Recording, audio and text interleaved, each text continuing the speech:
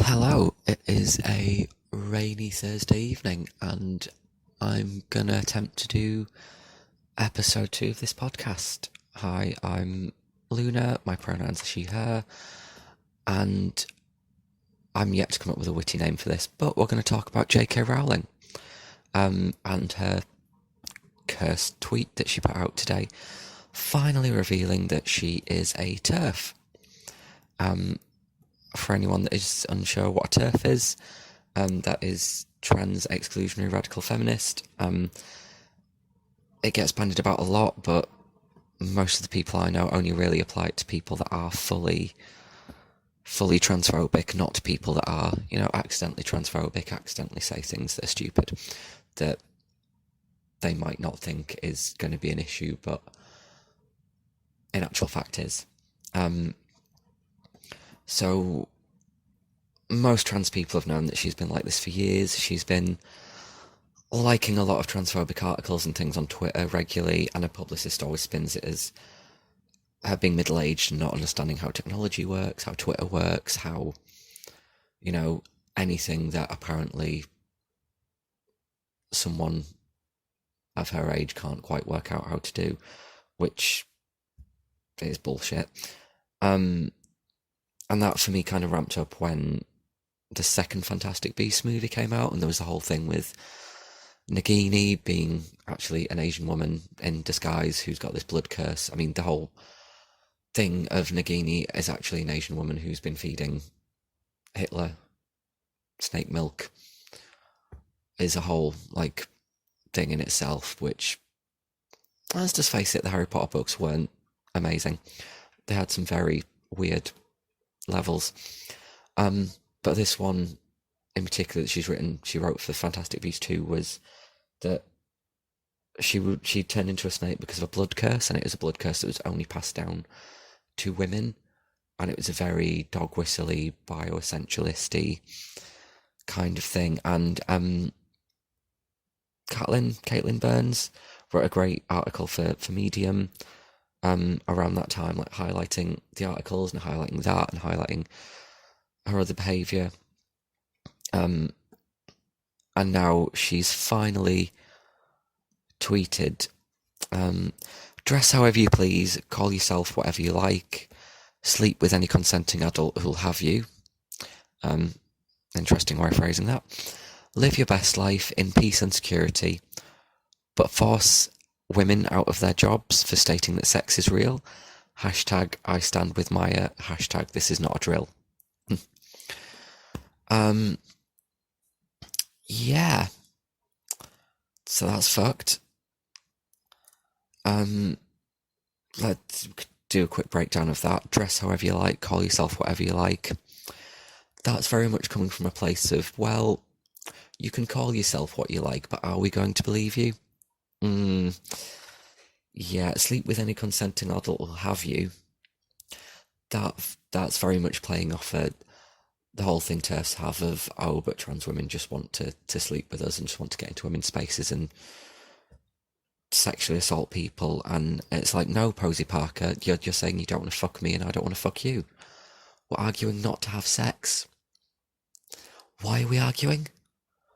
Why do t3rfs not realise that we don't want to fuck them? I am not attracted to J.K. Rowling in the slightest, and I'm sure she'll be very glad to hear that. Live your best life in peace and security. We're trying. We can't, unfortunately, because of people like you, Joanne. Joanne really is a kind of Karen from The Office kind of name, isn't it? It's very much that kind of Joanne who works in HR. Yeah, and then the force real women out of their jobs for saying that sex is real is in reference to something that happened today. It's in reference to Maya Forstater's test case. So basically she is a woman that tweeted, a cis woman that tweeted, something to the effect of trans women are men, something transphobic. I don't remember what exactly it was. And then she wasn't rehired as a tax researcher on this think tank that she was being paid to be on, because she tweeted something transphobic, and they were just like, no thanks, we don't want anyone who's transphobic working on this. So she took that to court in the UK. She spent about 80 grand. I don't know, maybe more. I'm sure if I've got the amount wrong, someone will correct me. And she lost the case. And the UK court has turned around and said, actually, yeah, she was in violation of the Equalities Act, so like they were well within their rights to not renew her contract. You know, and she's, with that case, she stated that it was a philosophical belief, and the law has like 5 principles or something like that, where you would have to prove that it is like an ardent philosophical belief. And on, like, someone did a really great breakdown on Twitter about it, where and the court case, the notes from it and everything are public, so you'll be able to read it, where they stated that actually on most points it did hold up, except for when you get to the last one where it's like, no, this is actually clear transphobia.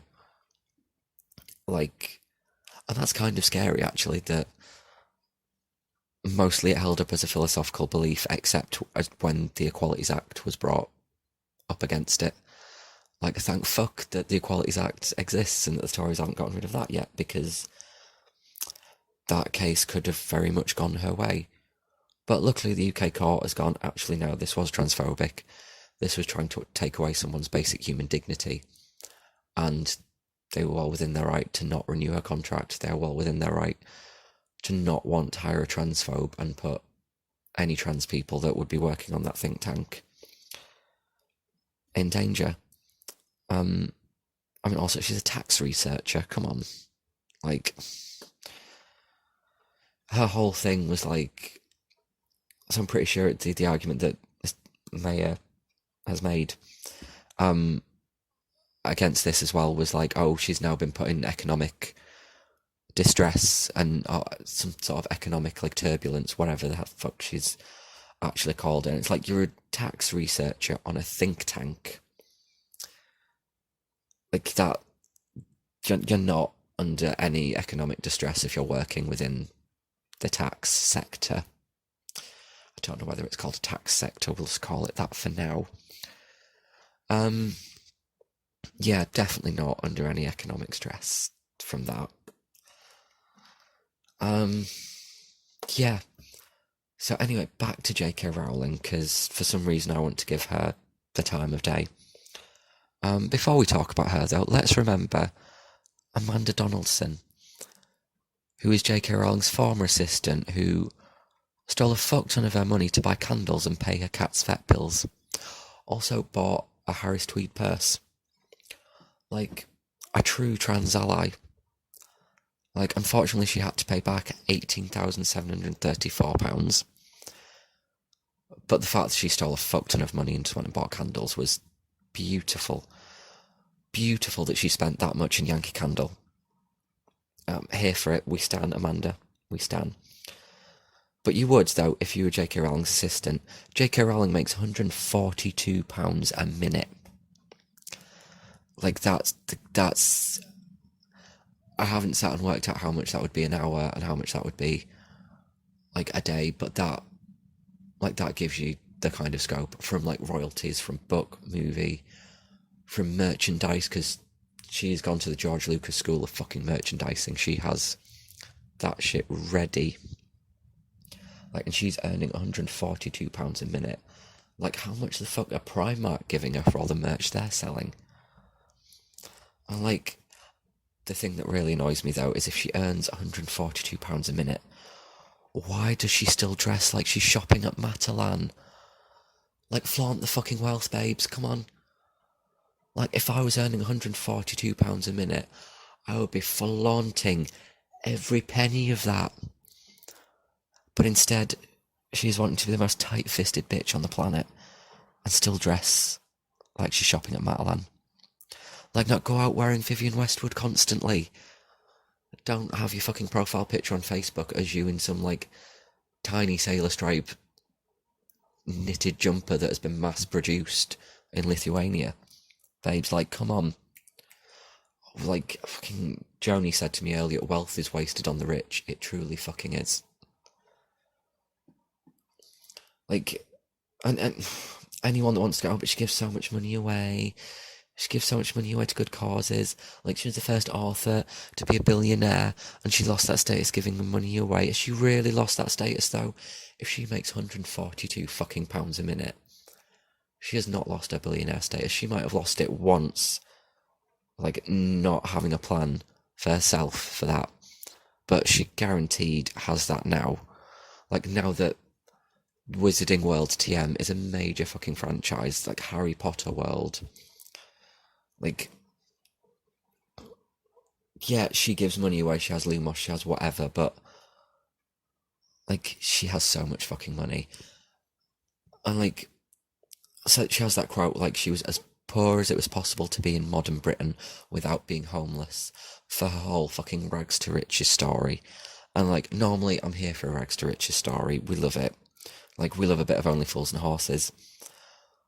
But that shit makes me uncomfortable because it's a massive romanticisation of it. Like, the struggling writer, she typed it out on a typewriter, or as fucking Jennifer Saunders skit of her being like, I wrote it on the back of a baby wipe. I think, yes, like, and it's just a massive romanticisation in order to sell her as a brand, especially under that time, which was a fucking Blairite economy of, like, anybody can make it. Like, you could be a struggling writer in a flat without heating and manage to make your fucking riches. No, you can't. Like, she was in the right fucking place at the right time and had the right kind of fucking help. Like, let's face it. Yeah, anyway, that whole thing, just that in itself pisses me off. Like, I'm not here for a romanticised rags to riches story like that. That is, yeah. If you can make it here, you can make it anywhere. I love Harry Potter though. Like, a lot of this is bitching about her, but I do love Harry Potter. It's a thing that I grew up with. Like, it was an escape fantasy for so many of us growing up. Like, and particularly for us that are queer and trans. Like, we were discovering ourselves and projecting ourselves onto that narrative.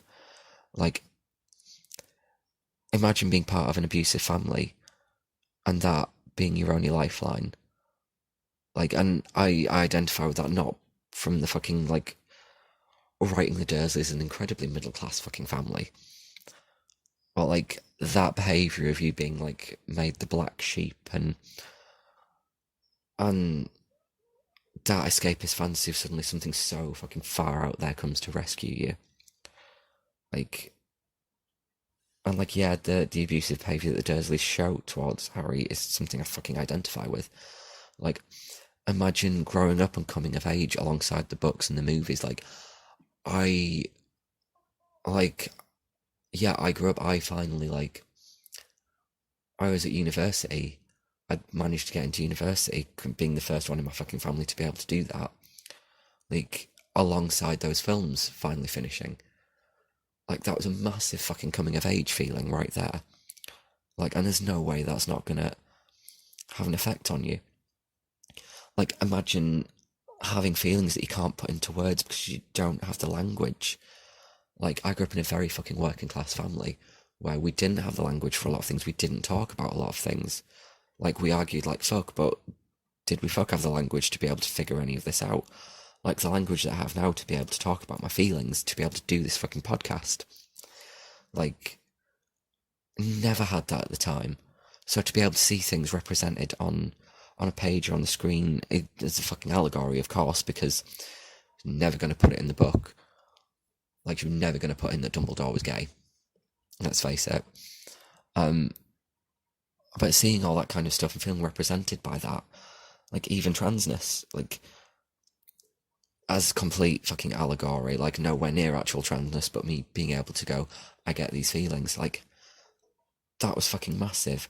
And, like, finding a community from that. Like, that that was my first experience of like building a community and building friendships, because I wasn't a popular fucking kid at school. Like, I was the bullied to fuck gay kid. Like, and I made friends from that. Like, not at school, I made friends with other people outside of school based on that. Based on Harry Potter, based on being a part of that. Like, and now imagine having all of that ripped away by the woman that created that lifeline, who was saying that you don't have the right to exist. Like, you don't have the right to be who you are. Like, I don't believe that you're trans. I don't believe this. I don't believe that. Being a massive fucking TERF. Like, I'm not surprised. Like, we all saw this coming. We watched this trickling in. And the cis people that didn't believe it and weren't sure and doubted us. Like, to be perfectly honest, fuck you. Like, the amount of times I felt so fucking crazy talking about not just her, but other things that are that kind of dog whistle. Like, it feels like a fucking tinfoil hat theory. And yet me and every other trans person around me gets it, and that's why, for a lot of it, it's why I end up mostly hanging around with trans people. That's why I spent a bit of time kind of removing myself from the arts, because I felt fucking crazy.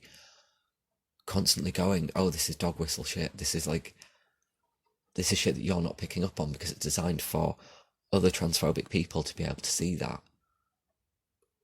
And it's designed to send me nuts, to make me feel, to gaslight me, to make me feel like I'm going insane. And like any cis person that hasn't believed that her liking tweets and that is all like the trickles of things wasn't that process of her coming out as a TERF, like, really needs to reconsider their fucking allyship to trans people. Like, yes, we're not 100% right about everything. Like, sometimes we're wrong. Everybody's wrong about some things. It happens. But holy fuck, like, that feels like a massive relief for her to actually come out and basically say that. Like, and even then, like, there's still, like, it could still be spun ambiguously. Like, our part of me is looking at it and going, could this be spun ambiguously? Like, is there a way that a fucking publicist is going to blame it on her being middle-aged again? Like, it's maddening. And, like, also the fucking cultural impact of Harry Potter. Like, going back to building a community, like, being part of a fucking fandom. Like, Harry Potter was the first modern fandom. Like, yes, like Star Trek, Star Wars, Lord of the Rings, fucking Dungeons and Dragons, all that nerdy shit existed long before Harry Potter did. But none of them were a fandom in the way that we think about it now. Like, Harry Potter in particular, like, the crossover between the books and the movies, without the right time at the dawn of the fucking internet taking off. Like, suddenly, like, a bunch of us had access to chat rooms about these things. We had access to fucking Neopets. Like, RIP Neopets. But, like, that was amazing that we had fucking message boards to be able to build communities that way, to be able to build support for each other. Like, you know, now, like, looking at, like, non-binary leads, trans leads, support groups that we have, like that, a fucking precursor exposure to that was message boards, was fandoms, was, you know, being in the Harry Potter and the fucking Charmed message board for me. Like, people supporting each other. Like, and I didn't have as much exposure to that as a lot of other people did, because I came from a very working class family that didn't have a lot of internet access. There was a major section where a lot of people I knew when I was younger had internet access, and we didn't. If I wanted to be on the internet, I had to walk into town to go to the library, because we couldn't afford the internet. We had no fucking money. Like, but being able to do that, like, an hour a week, like, in between fucking school and everything, and working a weekend job and supporting my fucking family and doing all of that, was fucking needed and fucking great. And, like, like I said, an early exposure to a lot of these support networks that we now have. Like, I wonder how much experience I would have to be able to run shit in the queer community if it wasn't for, like, the Harry Potter fandom. And a lot of the fan base for Harry Potter is queer, was queer. Like, I mean, a lot of us are fucking probably going to jump ship. Like, now, let's face it, we're not. We're just going to reclaim it as our own. Like, occupy Hogwarts. Like, fuck authorial intent, fuck whatever J.K. Rowling says about her work. Like, why is it when it comes to writing and to literature, we talk about authorial intent, yeah, like as an artist or performer, if I put something out there entirely open to interpretation, my work can be taken as far away from what I want it to be as possible. Like, I stick something in a gallery, someone comes along and goes, oh, well, actually, I think it speaks about this. Like, they could go away and write a fucking review about that, and it's about that. Like, yeah, J.K. Rowling turns around and goes, well, actually, Sirius Black wasn't gay. And, like, actually what she says goes, and it's like, really? Like, and anybody that says that isn't fucking queer.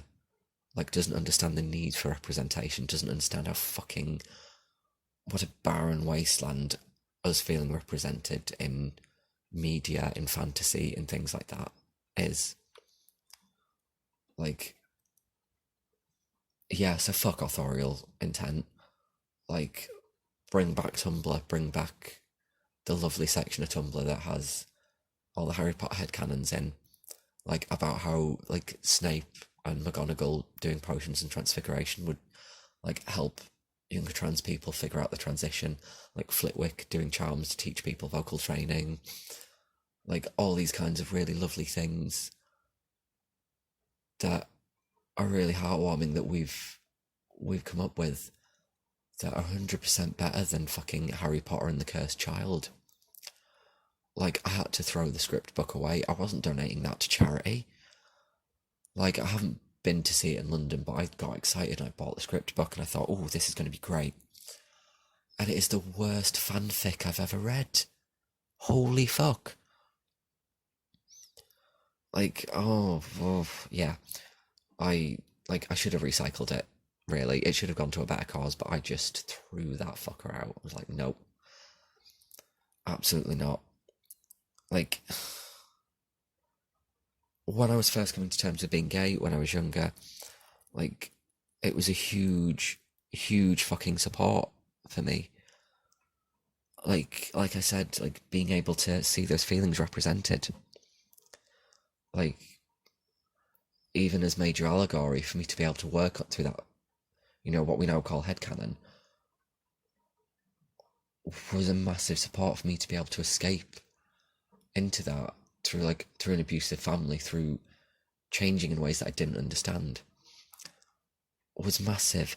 And then, like, returning to it when I was coming to terms with being trans, and, like, that being such a source of stability, like, being able to go back to that and feeling comfortable, or it being a source of comfort, and then watching all that turfiness trickle and the dog whistles and all of that happening while I was doing that, and now I'm in a place where I'm, I'd say, more confident about my transness and about myself. And I'm saying that, like, it feels like my heart's kind of been ripped out. Like, I'm not surprised, but I'm fucking disappointed. Like, even knowing that was coming, even, like, you know, fucking call me Professor Trelawney, because I knew it was coming. Like, we all knew it was coming. But for that to actually happen, like, it's still fucked. It's still fucking me up. Like, and I think we need space for that. Like, we're all, like, going, oh, we're gonna, like, disown her, blah, blah, blah. We've been making jokes about her. Like, but, like, for those of us that did grow up with it, we're gonna need to find space to hold for that, because, like, that is a fuck ton of emotions that we are going to have to figure out how to fuck to process. Like, how do you process someone that was your lifeline, someone that created your lifeline, wanting to deny you the basic human fucking right of existing, basic fucking dignity? Like, how do you process that? How do you hold space for that? Like, yeah, reclaim it, but also take some time to fucking grieve for what could now be a lost childhood. It feels like I have lost my childhood. Like, yeah, I've changed in so many ways, and in a lot of ways I haven't. In a lot of ways I'm still the fucking drunken flaming Mo that I've always been. Um, but, like, am I now mourning someone that I once was? In terms of, like, that fandom, in terms of that supporting me through my queerness, through my transness, as well as perhaps even, like, mourning who I was before becoming trans, before realising I was trans, before, and mourning who I could have been, who had I have had access to those resources earlier. You know, if I'd have had access to resources about being trans, as well as Harry Potter, or even instead of Harry Potter, like, what would that have looked like? Who would I have been then? Like, and these are things that I've been thinking for a while about, like, mourning and about grief in terms of transness. Like, if I'd have had access to understanding transness properly when I was younger, if I'd have transitioned, like, when Harry Potter was coming out, if that had have been an option to me, what would life be like now? What would that morning fucking look like now? Mourning that fandom, mourning something that would have supported me through that. Like, going back and reading it now that I've been coming to terms with being trans, like, that I had the emotional maturity, I guess, other forms of maturity as well, to be able to dissect that, to be able to understand that, but also to be able to return to that childlike state of just seeing things on a page that I identify with and letting myself feel them without having to dissect it. Because, you know, now we're an adult, now I'm an adult, it feels like we kind of have to dissect that. You know, we have to sound intelligent. Actually, I don't. I just want to have a space for feelings, and that being able to come from a fucking fantasy book that can hold that space in a non-judgmental way. Like, don't underestimate the fucking importance of that. You know, and I'm not going to get rid of the books from my fucking bookshelf. I'm not going to get rid of the movies, and I'm probably still going to read them, and I'm probably still going to watch the movies, and still be a part of that fandom. Because I need that still. As a queer person, as a trans person, like, feeling like a fucking outcast from society, the constant fucking abuse that I get from society, as someone that still has to process trauma from an abusive family. Like, I still need that. It's still an amazing fucking resource to help me process. And yeah, there's going to be mourning for a part of that, but there's a part of me that will fight tooth and nail to keep hold of that.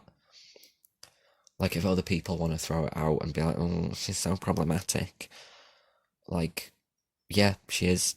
Yeah, don't disagree. Don't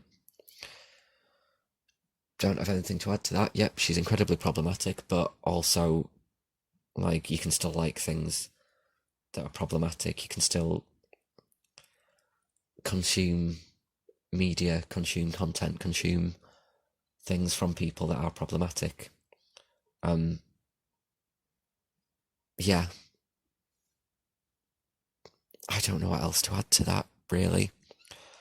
Um, I still haven't processed everything from the fucking election yet, so processing this is going to be a fucker.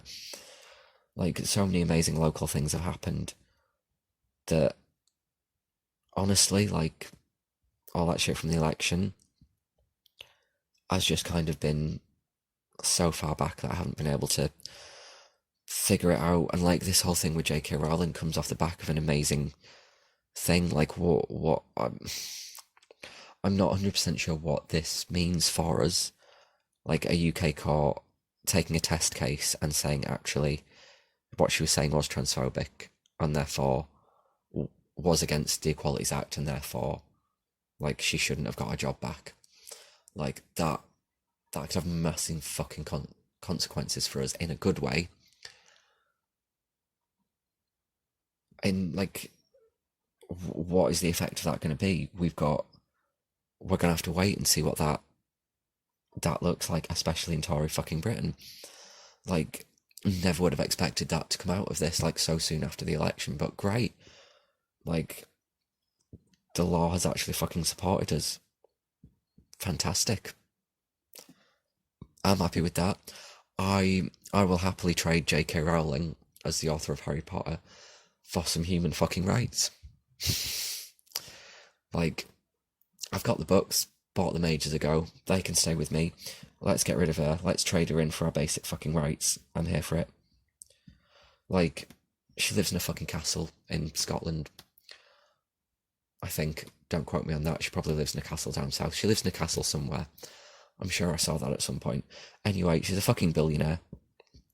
Like, does it fucking matter?